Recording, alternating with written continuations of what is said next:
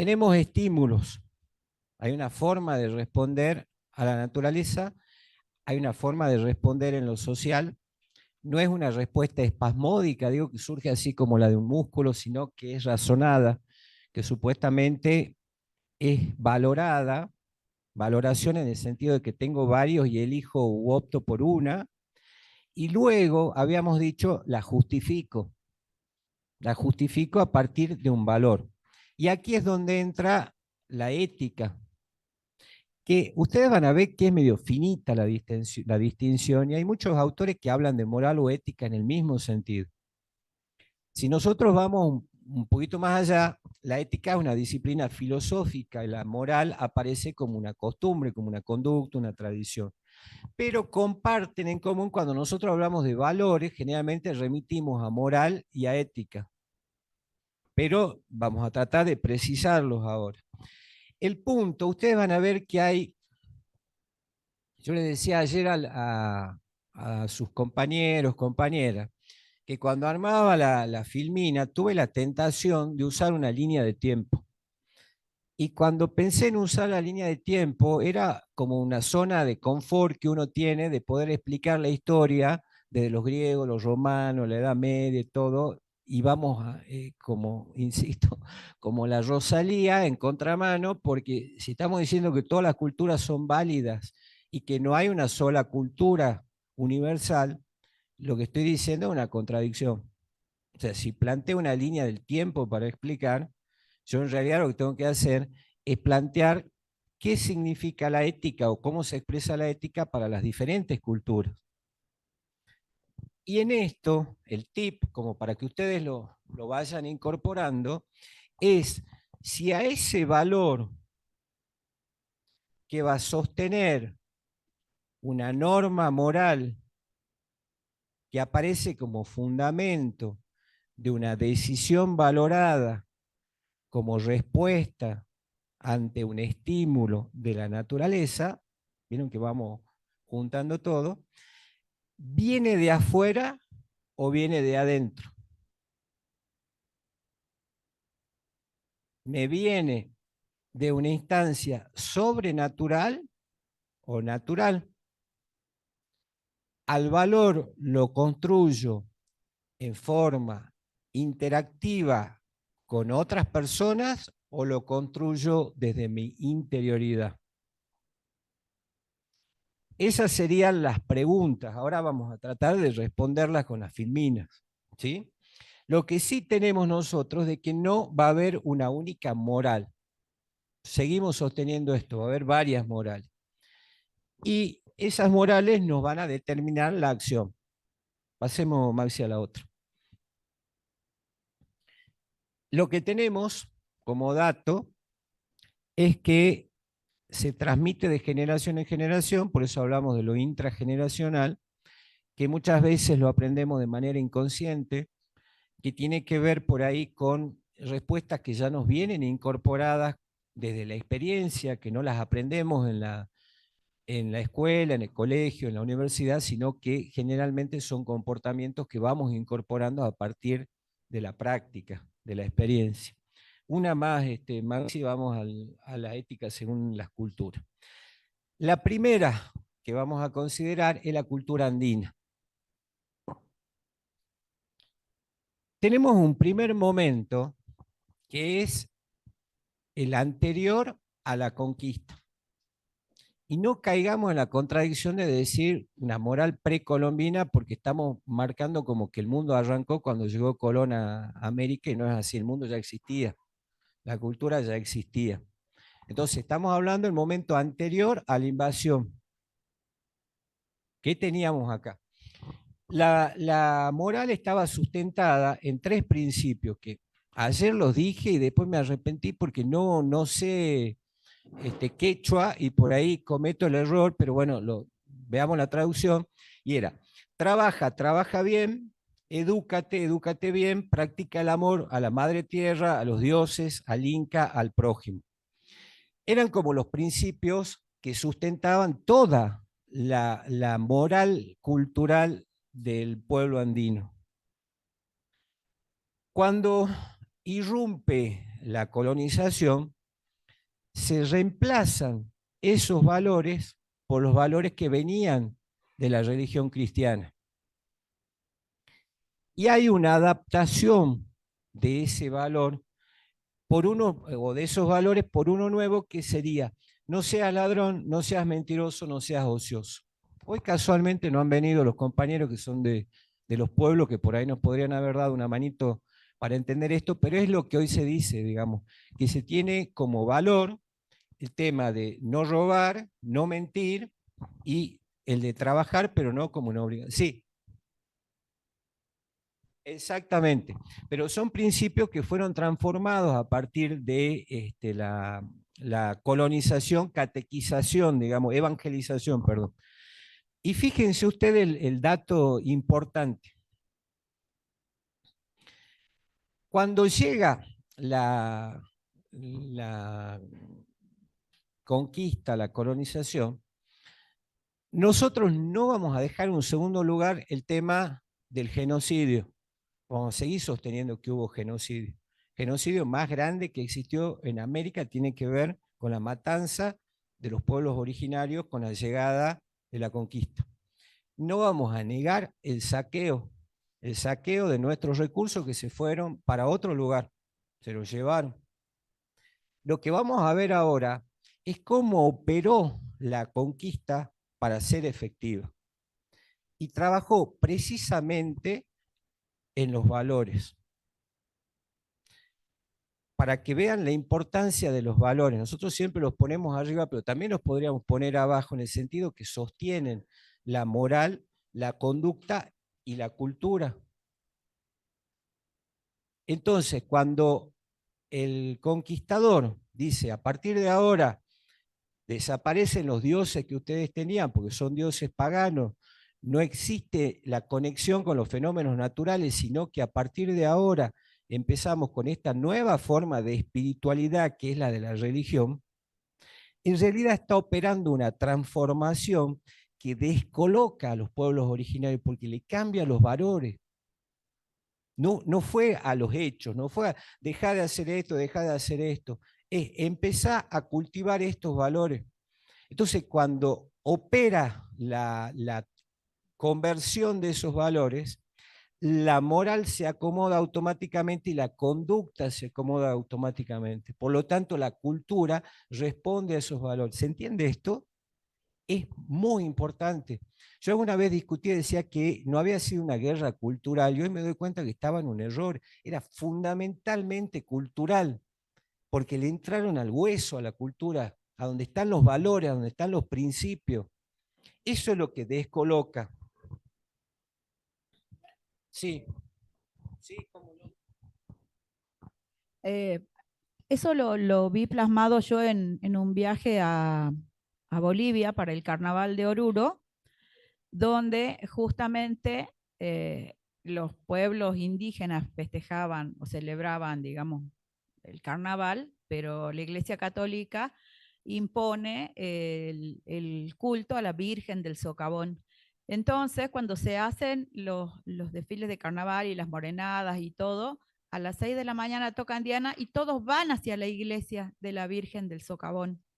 Entonces, fue una forma de incorporar, digamos, la religión católica, pero seguir manteniendo esas costumbres paganas eh, para no generar conflictos. Y de hecho, se ve en la representación del señor feudal y de las llameradas, las morenadas, pero se transformó en algo, un culto religioso, de lo pagano a lo religioso totalmente.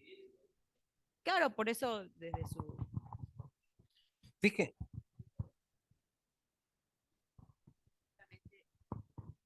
Linera también aporta ese dato en el libro de Potencia Plebeya, en donde él dice que, bueno, hay una creación de la categorización de ciudadanos. ¿Y qué significaba eso? De que todas estas comunidades originarias tenían que empezar a aprender un nuevo idioma, una nueva cultura para sentirse parte y ser ciudadano de un pueblo o de un estado, mejor dicho.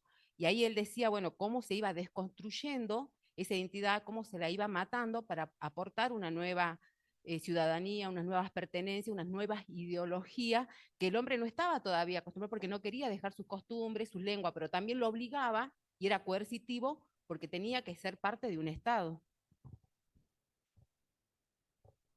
Gracias, por los aportes.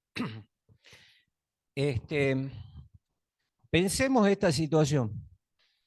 Una cultura que tiene normas morales que están basadas en la relación con la naturaleza, en términos de complementariedad, reciprocidad, respeto, digamos, una integración horizontal que confía en el cosmos, digamos, o que entiende que el cosmos es el que le da sentido a ese sistema de vida.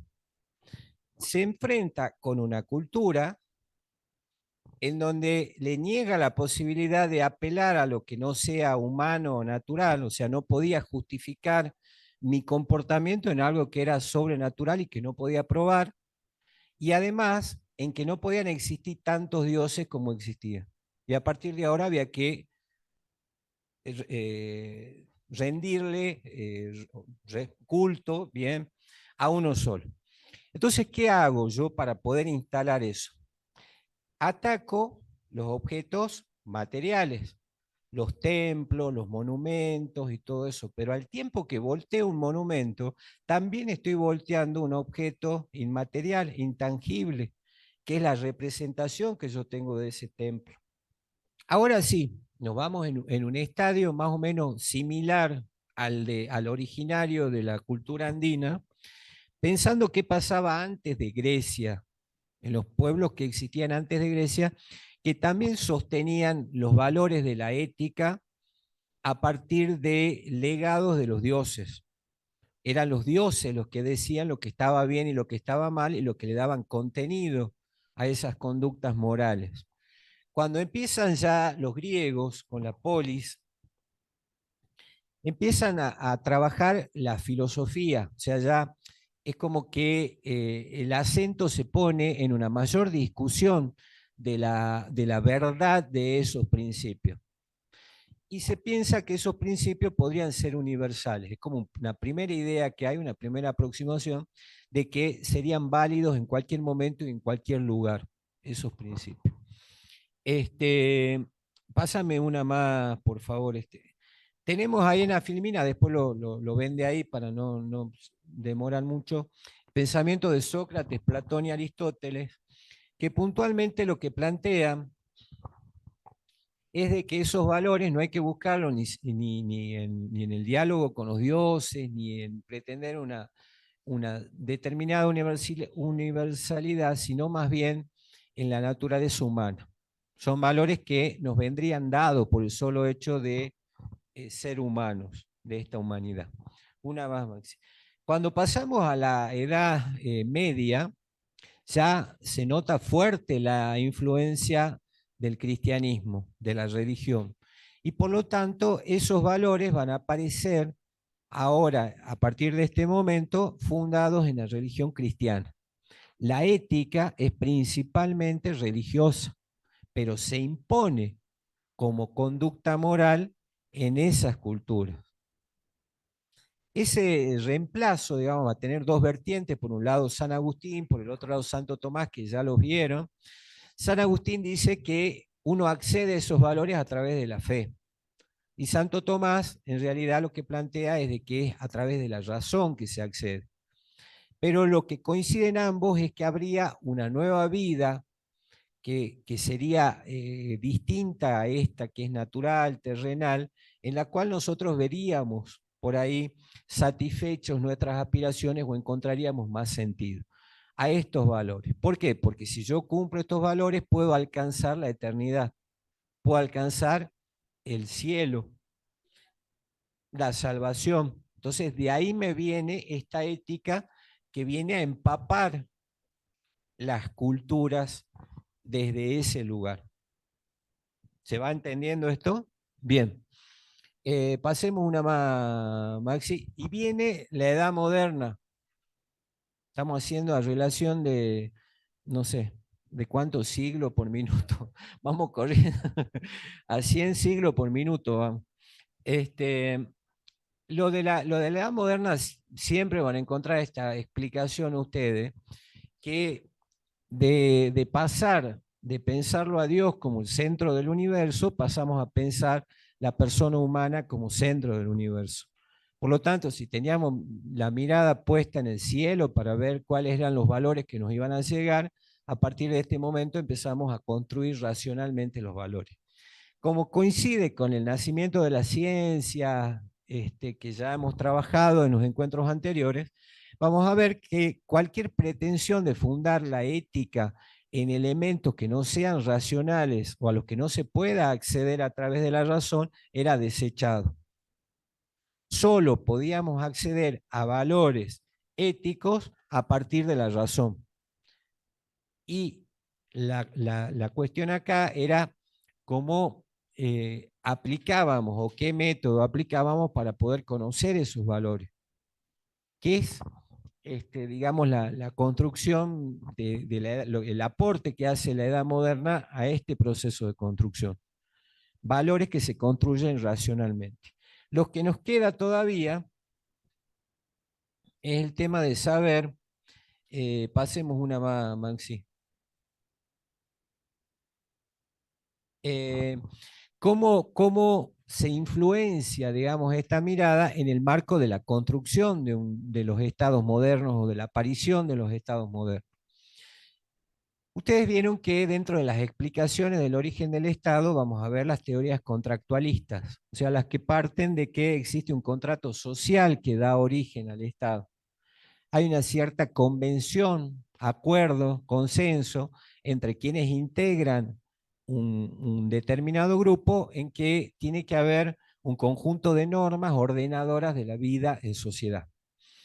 A partir de ahí, lo que pensamos es de que la construcción ya no estaría dada en cada uno, sino que tendría que ver con intersubjetividades que se ponen en juego en esa negociación, para ver cuáles o cuántos van a ser los valores que vamos a tener en el marco de una sociedad. Obviamente, no es una negociación explícita, ¿no? Tiene que ver con la imposición también. No estamos hablando de partes que están en igualdad de condiciones. Estamos hablando de partes que tienen capacidad para imponer esos principios o esos valores.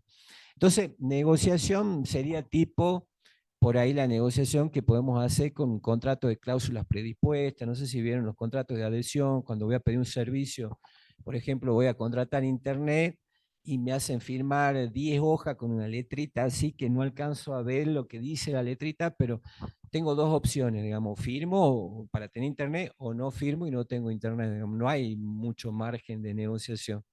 Bueno, acá pasa algo más o menos similar con esto, ¿no? Y habría desde el punto de vista de Kant, después si lo quieren ver un poquito más, como una razón práctica, digamos, habría en esta búsqueda de valores, serían valores que me permitan una determinada finalidad. No habría valores en sí mismos, sino valores que serían útiles para o prácticos para alcanzar tal fin.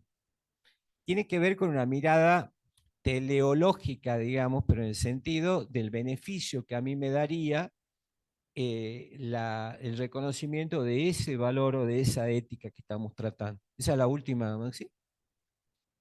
Y queda la contemporánea. En la contemporánea, el autor que lo planteo ayer dice también la salvedad, pero para que no se pongan mal, es bastante complejo. Es un autor que viene de la escuela de Frankfurt, que ya alguna vez la mencionamos, una escuela crítica que hace pone mucho énfasis en lo comunicacional. Entonces, la posición que él nos acerca es de que en realidad esa ética o esos valores que se van construyendo surgen a partir de la intersubjetividad. Entonces, como más o menos para que pensemos de nuevo esa pregunta inicial que habíamos hecho. Sí, los valores nos vienen dados desde el cosmos, o nos vienen dados desde Dios, o nos vienen dados desde la propia razón, o nos vienen dados desde la propia naturaleza humana. Si son valores universales o son fruto de un consenso en un momento y un lugar determinado. Si son valores que van a ser reemplazados con nuevas generaciones, cuando pongan en tensión casualmente las propias pautas culturales, las propias conductas morales que le dan sentido a esa cultura que estamos tratando, o si van a aparecer inmutables, eternos para toda la vida, según la cultura que se trate.